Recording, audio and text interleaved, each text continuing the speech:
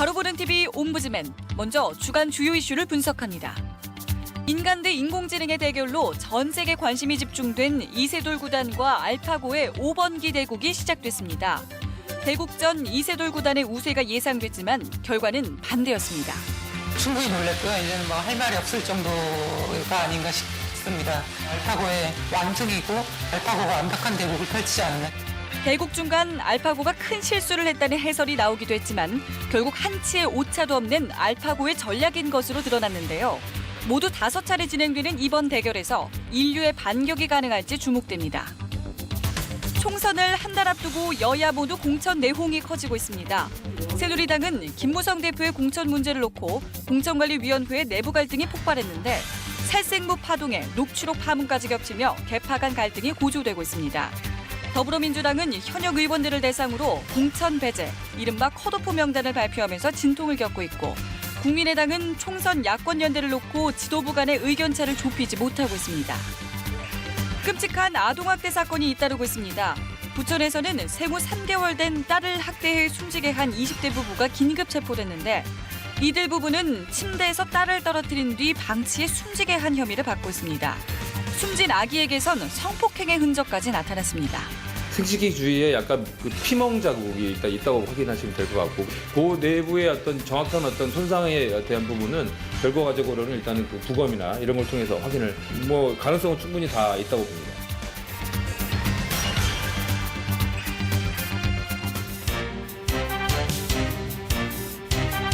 안녕하십니까. 바로 보는 TV 옴부즈맨 조미령입니다. 지난주에도 연합뉴스TV에서는 다양한 뉴스를 신속하게 전했습니다. 시청자 평가원은 방송 내용을 어떻게 평가했는지 연합뉴스TV를 말한다를 통해서 알아보겠습니다. 오늘은 뉴스 현장 13과 고성국의 담담 타타를 살펴본 김민기 시청자 평가원의 의견을 함께하겠는데요. 뉴스 현장 13에 대한 모니터 내용부터 만나보시죠.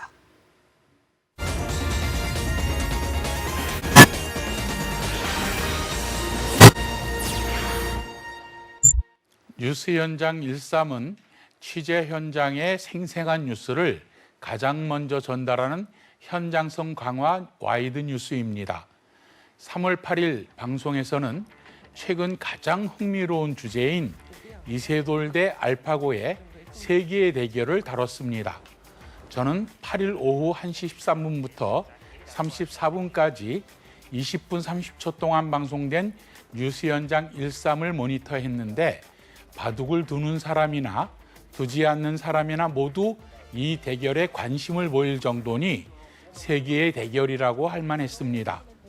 이날 방송에서는 초대 손님도 인간을 대표하고 이세돌 선수의 승리를 믿는 정수연 명지대 바둑학과 교수와 과학을 대표하고 인공지능의 승리를 믿는 김진호 서울과학종합대학원 교수 두 분으로 구성돼서 두 출연진의 입장과 논리도 더욱 흥미를 이끌어냈습니다.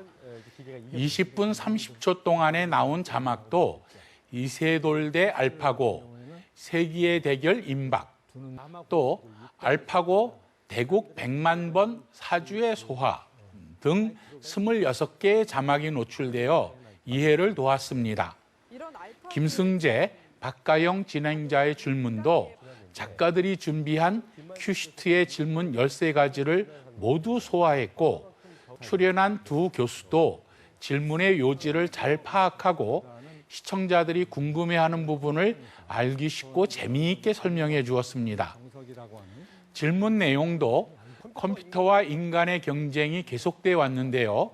기계가 인간을 이기는데 체스는 30년, 퀴즈는 7년이 걸렸죠.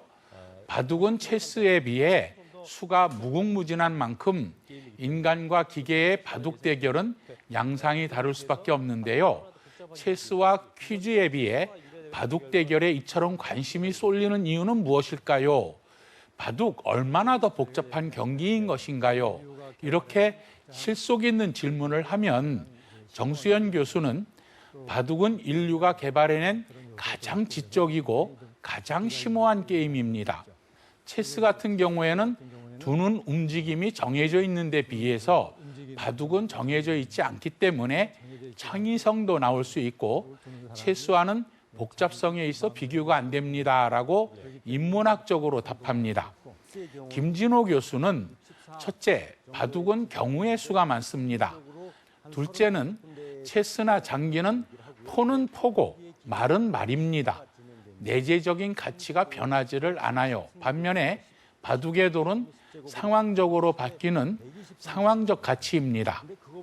경우의 수는 너무 많고 돌 가치의 평가도 너무 어려워서 바둑은 인류 고유의 영역이라 생각하고 있었지요 라고 수학적으로 풀이해 주어서 재미있었습니다.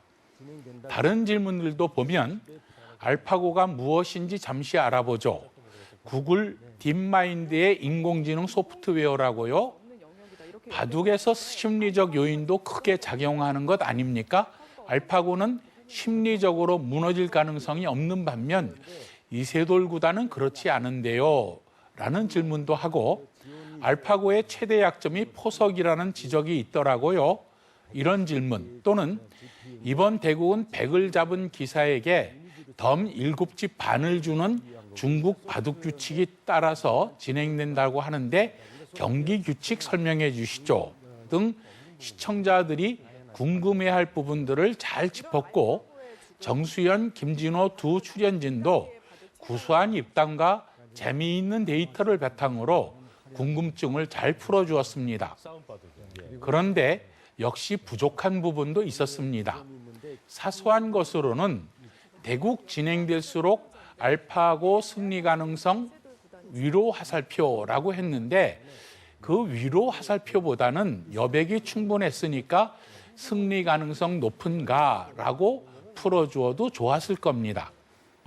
아쉬운 것은 왜 이 이세돌과 알파고의 세계적 대결, 챌린지 매치가 이루어진 배경은 무엇인지, 왜 세계적인 거물인 에릭 슈미트 구글 회장까지 내한해서 이 대회의 비중을 높이고 있는지 이런 궁금증도 풀어주었더라면 좋았으리라 하는 것입니다.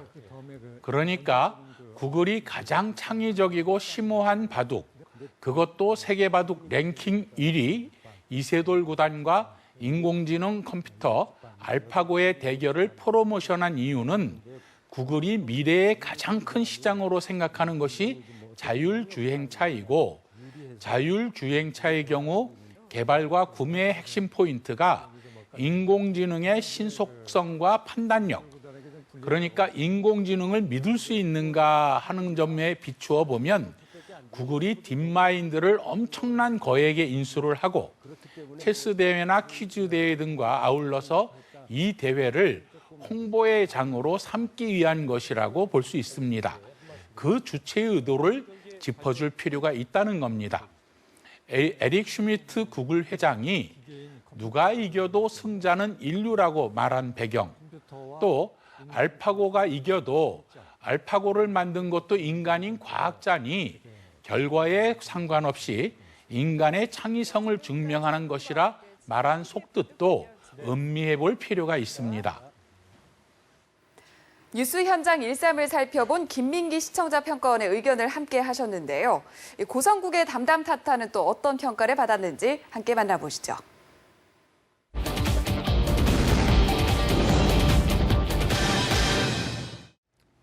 고성국의 담담 타타는 한밤을 마무리하는 깊은 밤 날선 토크를 표방하는 시사 토크쇼입니다. 이번 주에는 3월 8일 밤 10시 17분부터 19분 정도 방송된 고성국의 담담 타타, 새누리, 현역 컷오프 공포, 이한구 전략 평가는 편을 모니터했습니다.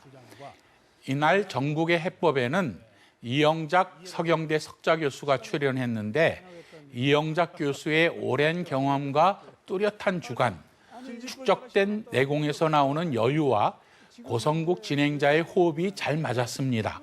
예를 들면 이날 전국의 해법을 모색한다는 이렇게 시작됩니다.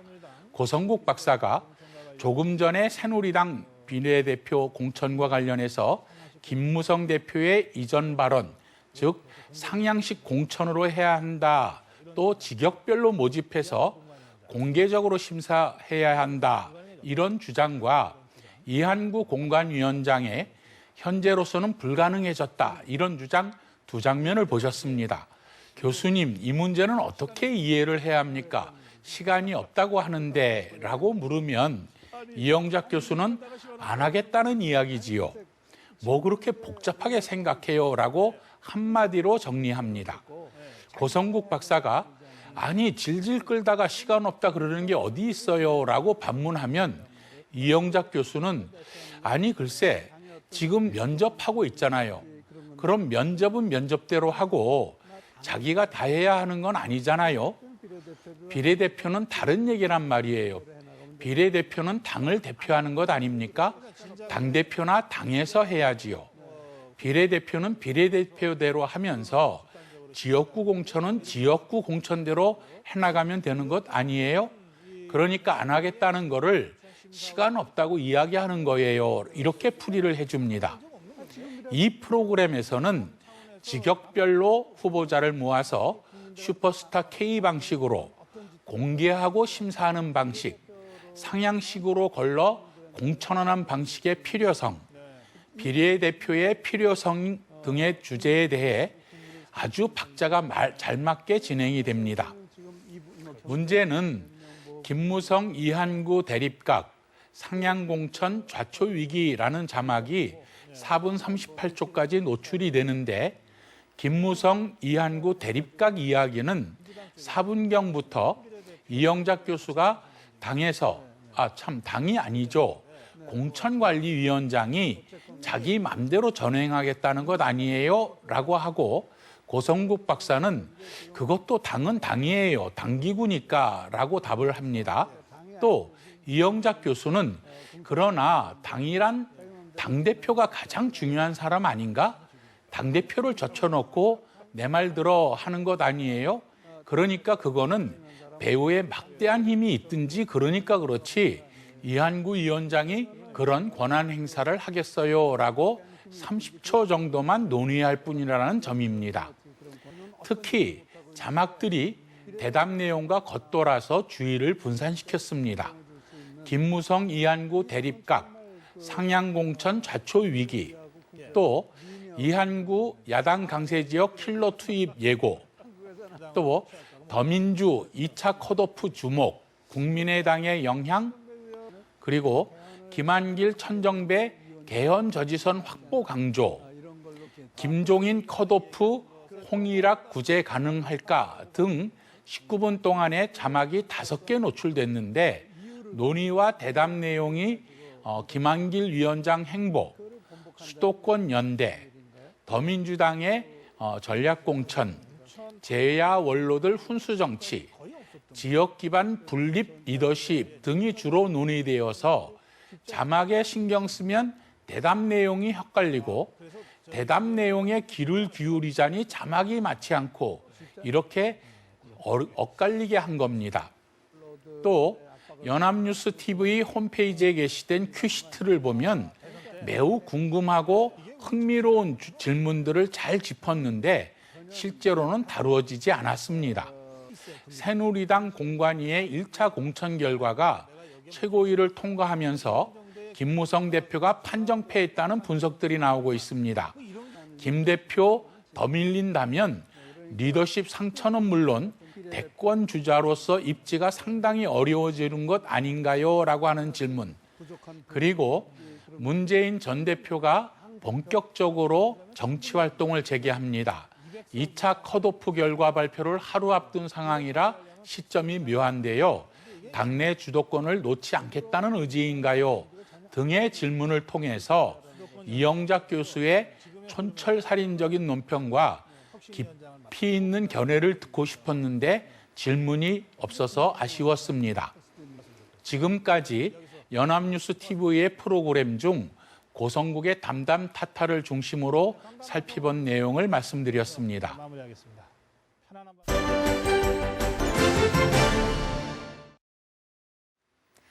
연합뉴스 TV에서 방송하는 제작 프로그램에 대한 시청 소감을 들어보는 캠퍼스 TV 리포트 시간입니다.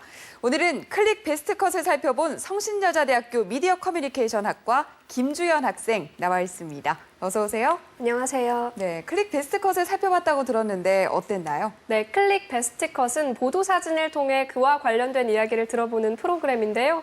한 장의 사진 안에도 알고 보면 정말 많은 이야기가 들어있어서 그 사진의 상징적인 의미를 알아보는 것이 재미있었고 또 정치계의 이슈도 쉽게 풀어서 설명해 주어서 좋았습니다. 네, 그러면 지난 5일에 방송된 클릭 베스트컷에 대한 모니터 내용 자세히 전해주시죠. 네, 클릭 베스트컷은 엄선된 보도 사진을 사진 기자의 날카로운 시각으로 해석해보는 프로그램인데요.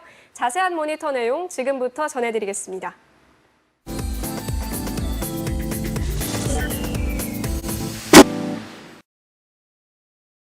지난 토요일에 방영된 클릭 베스트컷은 국민의당 황영철 의원이 선거구 획정에 반발하며 시위를 벌이다가 국회 경위에게 제지받는 모습을 담은 사진으로 시작했습니다. 사진에 대해 이야기를 나누면서 어떤 경위로 이런 일이 일어나게 되었는지 그 배경을 조목조목 설명해 주어 그 사건에 대해 잘 알지 못하는 사람도 내용을 쉽게 이해할 수 있겠다는 생각이 들었습니다. 또 이러한 설명 과정에서 게리맨더링이라는 용어가 나왔는데요. 다소 생소할 수 있는 이 용어에 대해서도 간단하게 설명을 덧붙여 주어 내용을 이해하는 데 큰 도움이 되었습니다.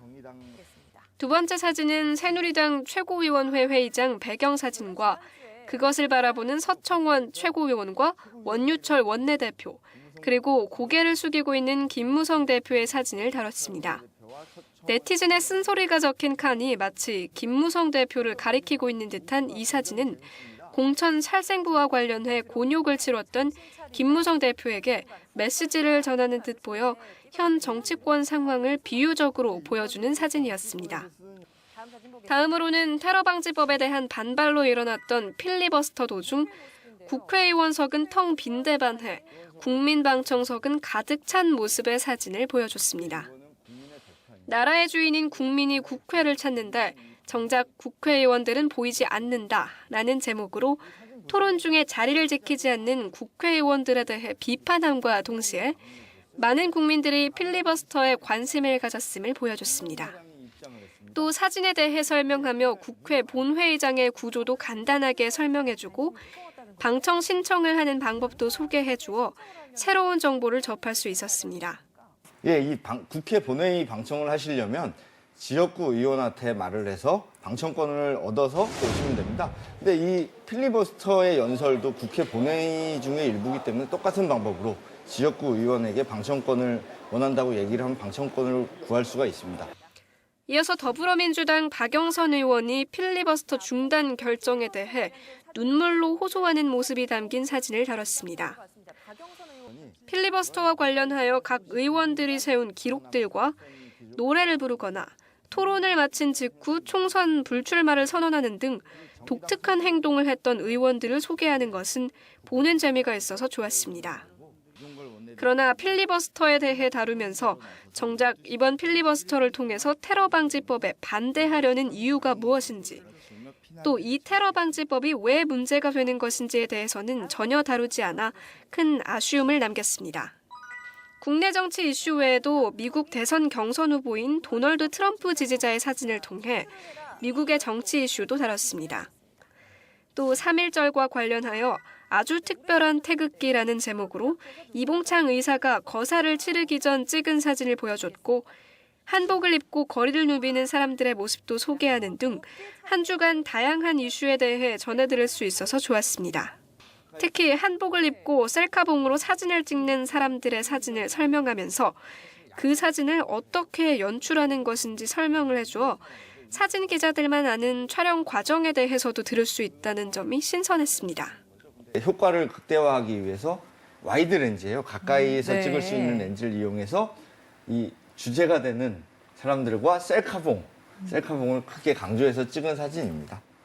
또 김나연 아나운서의 경쾌한 진행과 함께 최재구 기자의 편안하게 설명해주는 방식 덕분에 다른 뉴스보다는 좀 더 부담 없이 쉽게 내용을 이해할 수 있었습니다.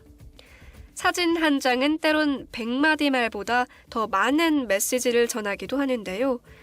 클릭 베스트컷에서 앞으로도 쉽고 재미있게 해설해주면서도 중요한 의미가 담긴 사진을 통해 우리의 현실에 대한 다양한 메시지를 전해주기를 바랍니다.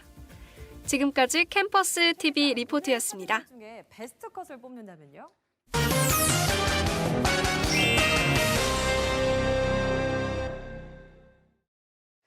한반도의 긴장감이 한층 고조되고 있습니다. 유엔 안보리에서 대북 제재 결의안을 채택하는 등 국제사회가 다각도로 북한을 압박하고 나서자 북한이 무력 시위와 협박 등 도발 수위를 높이고 있기 때문입니다. 언론에서는 대북 제재와 북한의 반발을 어떻게 보도했는지 TV와 비평 시간에 자세히 짚어보겠습니다. 동아방송예술대 정은희 교수님 자리하셨습니다. 교수님 어서 오십시오. 안녕하십니까? 네, 먼저 시청자들의 이해를 돕기 위해서요. 안보리에서 채택된 이 대북 제재안의 주요 내용 짚어주시고 그 이후에 북한은 어떤 움직임을 보였는지까지 살펴주시죠. 네. 유엔 안전보장이사회가 지난 2일 북한의 4차 핵실험과 장거리 미사일 발사에 대해서 핵과 미사일 개발에 사용되는 달러화와 물품 유입을 전방위적으로 차단하는 대북 제재 결의안을 만장일치로 채택을 했습니다. 이 결의안에는 과거 4차례에 있었던 핵 미사일 관련한 대북 제재 결의안과는 다소 다른 실효성이 높은 강도 높은 제재들이 포함이 되어 있습니다. 안보리 이사국 대사들은 이 북한의 핵실험과 장거리 미사일 발사에 대해서 명백한 유엔 안보리의 결의 위반이며 북한이 더 이상 핵과 미사일 개발을 하지 못하도록 국제사회 공조가 있어야 한다는 데 동감을 하고 있습니다. 이번 대북 제재 결의안에는 북한의 무기 거래 제재, 제재 대상 개인 및 기관 확대, 그리고 대량 살상 무기 수출 통제, 대외 교육 및 금융 거래 등 제재하는 내용들이 다수 포함이 되어 있습니다. 네. 구체적으로 살펴보면 리만건 노동당 군수공업부장 등 장관급을 포함한 핵미사일 개발 관련 개인 16명과 12개 단체가 신규 제재 대상으로 지정이 됐으며 관련 해외 자산이 모두 동결되고 관련 인사는 추방되게 됐습니다. 북한의 주력 수출 품목인 금, 석탄, 반야둠광, 티타늄광, 히토류의 수출이 금지되는 등 특정 분야 제재가 처음으로 도입이 됐습니다. 네. 대북 항공기 선박 대여 금지, 의심 선박 입항 금지, 그리고 북한은행의 해외 지점, 사무소 90일 내 폐쇄 등의 조치도 취해졌습니다. 우리 정부는 이러한 유엔 안보리 대북 제재 결의안을 적극적으로 환영하고 지지하고 있습니다. 특히 이번 유엔 안보리 대북 제재가 김정은의 통치 자금을 정조준하고 있다고 보고 있습니다. 이런 대북 제재 결의안을 세계에서는 각국적으로 다 환영을 하고 있습니다. 네. 그러나 제재 대상국인 북한은 제재 조치가 취해진 첫날부터 동해상에 단거리 발사체 6발을 쏘는 등 반발에 나서고 있습니다. 우리 군 당국은 북한이 유엔 안보리의 대북 제재 결의안 채택에 반발을 하고 한미연합 훈련을 두고 무력 시위에 나선 것으로 보고 있습니다. 북한이 단거리 발사체를 시작으로 또 중거리 미사일까지 단계적으로 도발 수위를 점차 높여갈 수 있는 가능성도 있는 상황입니다. 특히 북한은 아주 위협적인 성명을 내놨습니다. 네. 4일 북한 정부 대변인은 우리 공화국의 존엄과 자주권을 난폭하게 위일한 유엔 안보리 사회의 대조선 제재 결의에 단호한 대응 조치로 맞서 나갈 것이다라는 제목의 성명에서 유엔 차원의 대북 제재 결의안에 정면으로 비난하고 나섰습니다. 대변인은 자위적 핵 억제력을 강화할 것이며 포기하지 않을 것임을 천명을 했습니다. 매우 신경질적인 반응을 보이고 있습니다. 이어 대변인은 박근혜 정부를 향한 아주 원색적인 비난을 쏟아냈고요. 특히 김정은이 실전 배치된 핵탄두를 내가 필요할 때 사격할 수 있도록 하라라고 지시한 것으로 전해지고 있습니다. 한편 북한 주민들은 예전에 대북 제재 결의안에 대해서는 큰 실효성을 느끼지 못했고 또 불안감이 없었으나 이번 강도 높은 대북 제재 결의안에 대해서는 몹시 불안해하고 있는 것으로 전해지고 있습니다. 네, 말씀해 주신 것처럼 매우 엄중하고 그리고 민감한 내용인 만큼 우리 언론들은 이 내용을 어떻게 전했을지 궁금한데요. 그 내용도 정리를 해주시죠. 네, 이번 유엔 안보리 대북 제재 결의안은 아까 말씀을 드렸다시피 다소 강도 높은 새로운 내용들이 추가되어 있습니다. 네. 이에 대한 상세한 설명과 함께 이후 벌어지고 있는 국제 정세 움직임 그리고 북한의 대응에 대해서도 자세히 언급을 하고 있습니다.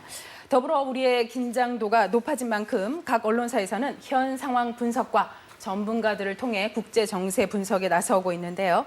이번 결의안 관련 기사에 보면 실효성과 실천에 관한 언급이 많습니다. 대북 제재가 실효를 거두려면 중국과 미국의 긴밀한 협조가 있어야 한다는 언급을 하면서 한미 동맹을 공고히 하고 중국 등의 그 주변국의 협조를 끌어내야 한다라는 얘기가 많습니다. 특히 이번 결의안은 5번째입니다. 그래서 실천에 대한 언급이 굉장히 많았는데요. 네. 과거 4차례 있었던 대북 제재 결의안이 최근 대북 제재 위원회 보고서에 따르면 유엔 회원국들의 의지가 결여돼서 많은 효과를 거두지 못한 것으로 드러났기 때문입니다. 이에 대한 기사들이 많이 드러나고 있고요. 더불어 북한의 현재 움직임과 또 북한의 사이버 테러 등 앞으로 벌어질 수 있는 상황에 대해서도 언급이 많습니다. 네, 그 보도 과정에서 지적되는 부분이요. 우리를 원색적으로 비난하는 그런 비난 성명 같은 내용들을 너무 여과 없이 보도한 것 아니냐. 이런 부분들이 국민들을 좀 불안하게 하는 것 아니냐. 이런 지적들이거든요. 이 부분에 대한 교수님 생각은 어떠신가요? 사실 저도 그 부분이 다소 우려가 됩니다. 물론 네. 언론은 사실에 입각해서 정확한 정보를 전달하는 것이 맞습니다. 그러나 앞서도 잠깐 언급이 되었듯이 이번 대북 제재 결의안에 대한 북한의 반응은 매우 원색적이고 그 강도가 높습니다. 이런 북한의 발표를 그대로 보도하고 있다는 점은 다소 신중하게 접근을 해봐야 하지 않을까 싶습니다. 북한은 안보리 제재에 대해서 가장 노골적이며 가장 극악한 국제적 범죄 행위라고 비난을 하고 있습니다. 특히 박근혜 대통령과 정부에 대한 비난은 수준 있는 국가의 발표라고 보기 어려운 부분이 상당히 많습니다. 더불어 국회가 북한 인권법과 그리고 테러 방지법을 통과시킨 것에 대해서는 반민족적 특대형 범죄라고 주장을 하고 있습니다. 네. 벌써 이 표현 자체가 굉장히 원색적입니다. 이외에도 입에 담기 힘든 표현들이 굉장히 많은데요. 이 부분에 있어서 보다 신중한 보도가 필요해 보입니다.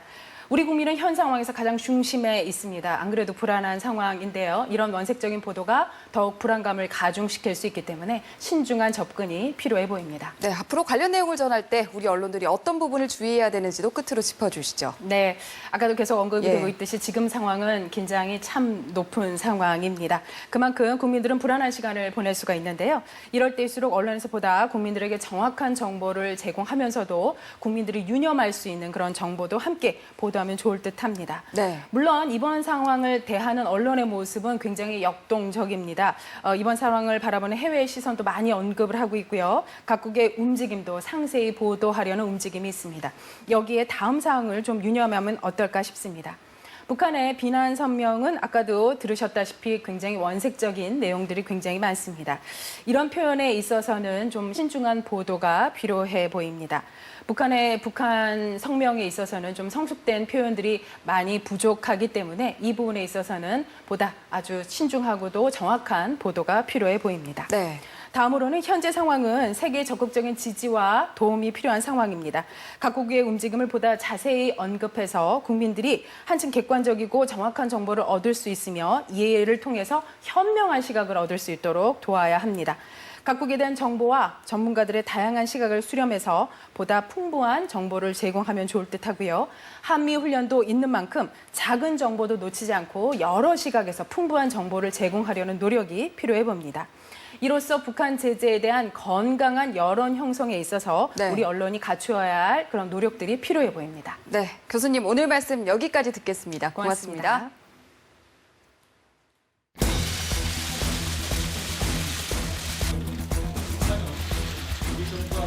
개인 40명과 단체 30명을 금융제재 대상자로 지정하여 이들과 우리 국민 간의 외환거래와 금융거래를 금지하고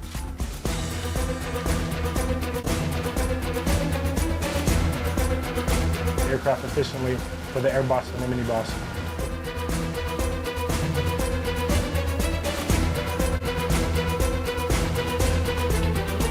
발강도 미제와 남조선 괴뢰들은 우리의 총기 경고에도 불구하고 핵전쟁 도발로 우리 공화국을 붕괴시켜버리는 적들의 북침전쟁 방기는 염계선을 훨씬 넘어섰다.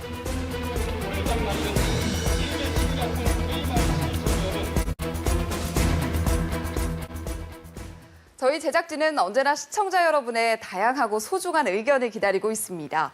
방송을 보고 느낀 소감을 전화나 시청자 게시판 그리고 SNS로 보내주시기 바랍니다.